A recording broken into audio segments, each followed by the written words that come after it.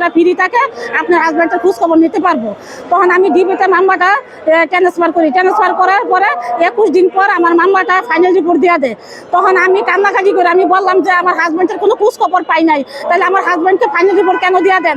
আমি সাংবাদিক সম্মেলন করব, আমার হাজব্যান্ডের কোনো খোঁজ খবর আমি পাই নাই।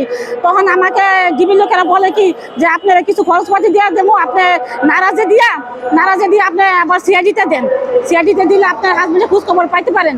তখন আমি আপনাদের খরচপাতি আমার লাগবে না, আমি খরচপাতি দিয়ে আমি নারাজে দিব। তখন আমি নারাজে দেই সিআইডিতে দেওয়ার পরে 27 বছর সিআইডিতে এরা খোঁজ খবর রাখছে।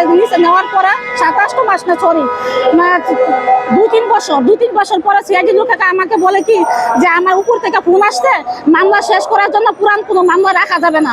তখন আমি বলছি তো তাইলে আপনি নারাজে দিয়ে মামলাটা ইয়াতে ফাইনাল দিয়ে দেন, চার্জশিট দিয়ে দেন। বলতেছে যে চার্জশিট কীভাবে দিব, কার নামে চার্জশিট দিব আমরা? তারপরে আমি বলতেছি যে চার্জশিট র্যাবের লোকেরা এই নামগুলো দিচ্ছে, এদের নামে চার্জশিট দেন, কোনো এদের নামে দেওয়া যাবে না। তখন আমি আবার SS আবুল সুফিয়ার কাছে গেছি, খিলকে ইয়াতে হেডকোয়ার্টারে যাওয়ার পরে উনি ফোন দিয়ে বলার পরে তো চার্জশিট মামলাটা দেওয়া হয়েছে। যখন কোর্টে মামলাটা দিছে, দেওয়ার পরে 1-1.5 বছর পরে আমার মামলাটা ফাইনাল রিপোর্ট দিয়ে দেয় কোর্ট থেকে। এই পর্যন্ত আমার হাজব্যান্ডের কোনো খোঁজ খবর পাই না। আমি এলাকার মধ্যে রাসেল এমপির কাছে যখন আমার হাজব্যান্ড গুম হয়েছে, পরের দিন আমি আমার এমপির কাছে যাই, রাসেল এমপির কাছে যাওয়ার পরে রাসেল এমপি আমাকে বলে যে সেপ্টেম্বরের 20 তারিখ থেকে 30 তারিখের মধ্যে কোনো লিস্টে আপনার হাজব্যান্ড করে থাকলে তাইলে নাই। তখন আমি এখান থেকে কথা শোনার পরে আমি কান্নাকাটি করে আবার রাসেল এমপির চাচা মতিউর রহমানের কাছে যাই। তখন মতিউর রহমান আমাকে বলে কি আমাকে 3 দিনের সময় নিছে। 3 দিনের সময় নেওয়ার পরে আমি 3 দিন পরে আবার যাওয়ার পরে উনি আমাকে বলে হ্যাঁ আয়াতের বাহিরে গেছে গা, হ্যাঁ কিছু করতে পারবো না।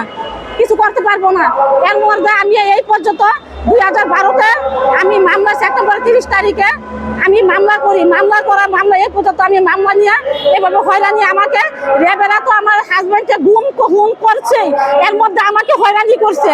আমার 13টা বছর আমার রাস্তা ঘুরাইছে, আমার 3টা বাচ্চা নিয়ে।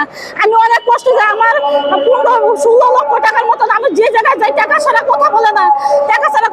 তারপর আমার হাজব্যান্ডের আমি কোনো খোঁজ খবর পাই না। 15-16 লক্ষ টাকা আমি উড়াইছি রাস্তায়। রেবের থেকে থানা, ডিবি, সিআইডি, এই পর্যন্ত আমি আমার হাজব্যান্ডের কোনো খোঁজ খবর আমি পাই নাই। আমার হাজব্যান্ডের যারা খুন করছে ওদের বিচার চাই, আমি ওদের আইনের আওতায়। হ্যাঁ উনি বিএনপির যুব দলের কর্মী ছিল।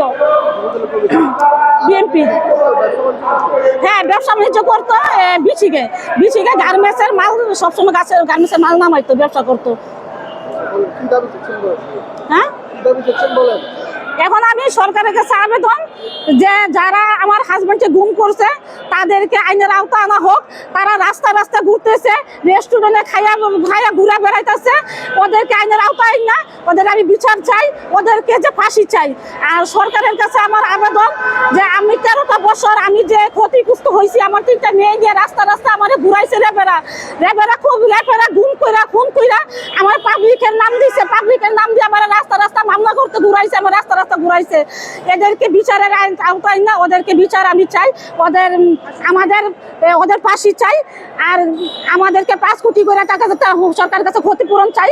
আর আমাদেরকে আমার ফ্যামিলির মধ্যে একটা করে চাকরি আর মাসিক ভাতা, আমাদেরকে 20,000 টাকা করে মাসিক ভাতা দেয়। আমি সরকারের কাছে এই যে আবেদন, আমার 3টা মেয়ে নিয়ে যাতে আমার ভবিষ্যতে আমি 3টা মেয়ে যাতে একটু চলাফেরা করতে পারি, এই যে আমি সরকারের কাছে আবেদন। আমি সরকারের কাছে আমার আর কিছু চাওয়া পাওয়া নাই।